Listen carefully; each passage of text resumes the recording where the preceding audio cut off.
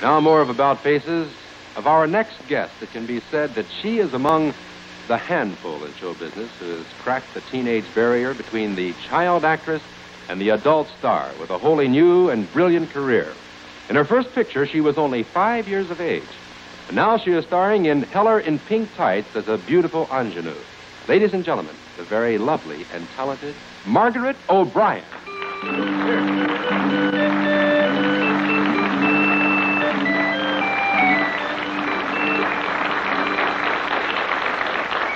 O'Brien and Kennedy, and they were playing our song. Did you hear That's that? Right, I So heard happy it. to have you here. Wonderful to be here. Well, Margaret, this being St. Patrick's Day and you being an O'Brien and all of that with that pretty green dress that you have on, I'd like to ask you, have you ever been to Ireland?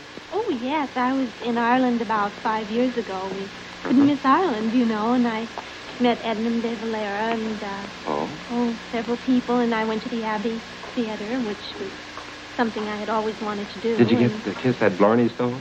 No, I didn't? didn't get to kiss the Blarney Stone. That was terrible. Well, listen, in that last picture you made as a little girl, it was Glory, wasn't it? That's right. And in the intervening years, while away from movies, you've starred in many stage plays and TV plays. What kind of parts did you do? Oh, well, I've played from Juliet to Gigi and all different types of characters. The whole field. But I've been pretty lucky in getting a lot of different types of roles. Didn't you also make a picture in Japan about 5 years ago? Yes, I made a picture in Japan, and it was in Japanese.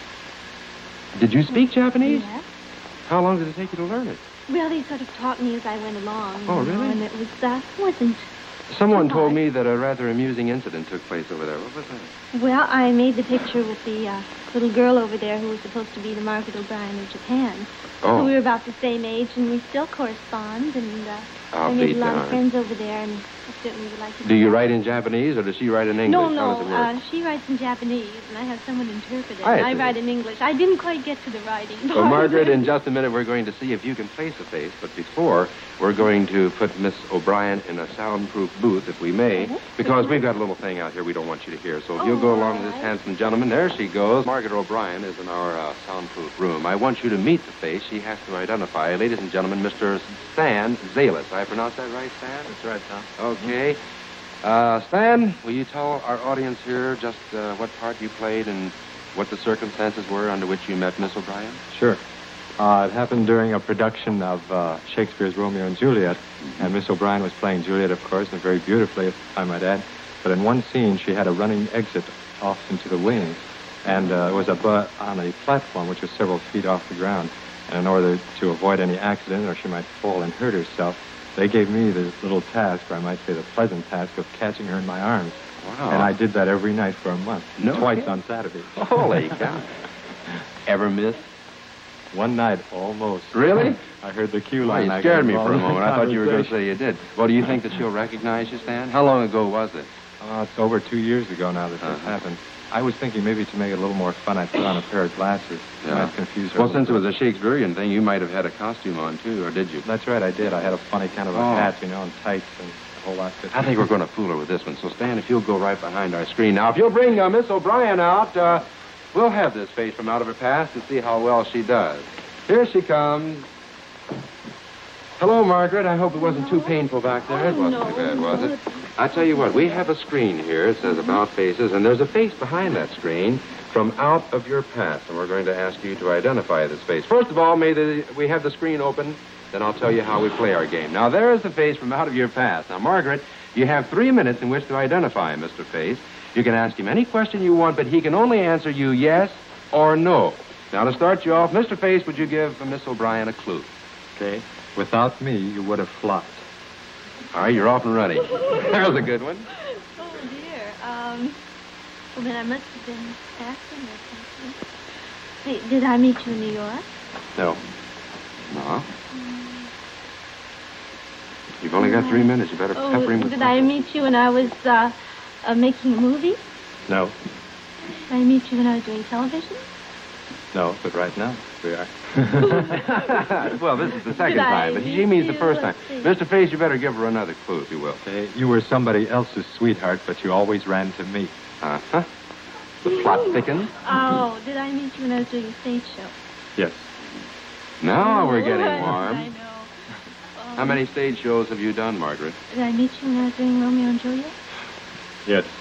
Oh, no, I know. Well, but there's something special he did in this performance, and I want you to tell us what it is. Where was this, for my information? Well, maybe you better ask him. I don't know.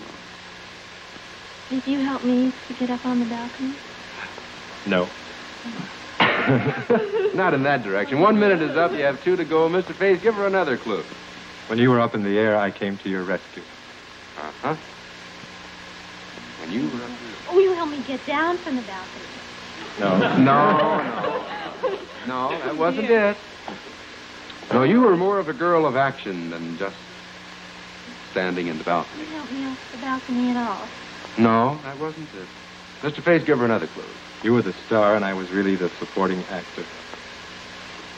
Needless to say, Margaret, we have some catchwords in dear. these clues. But I think supporting might help you.